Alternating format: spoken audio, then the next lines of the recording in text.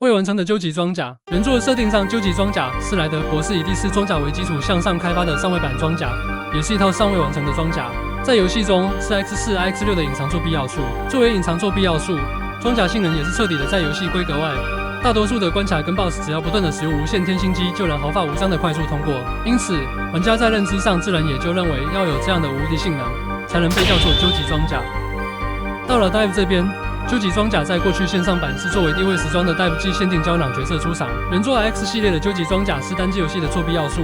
所以爱怎么样都可以。然而到了在讲求公平公正的多人线上游戏环境时，究极装甲很多原作能力都被向下调整，更换强化晶片后，其气泡也只能多贯通一个目标，因此电浆球数量也只会有1、2颗，没有无限天星机也是一定的。不仅如此，天星机撞到敌人自己还会受伤。向下调整成这样，想也不用想的，一定跟不上后来的角色强度增长，甚至连设定上是究极装甲校尉版本的第4装甲，技能都比究极装甲要好。Dive 这边可说是与原作完全相反的情况。游戏在变成离线单机版后，采用一关卡章节进度解锁角色的机制，究极装甲被安排在最初就能解锁的位置。换言之，以动作角色扮演游戏而言，它就是个入门级角色。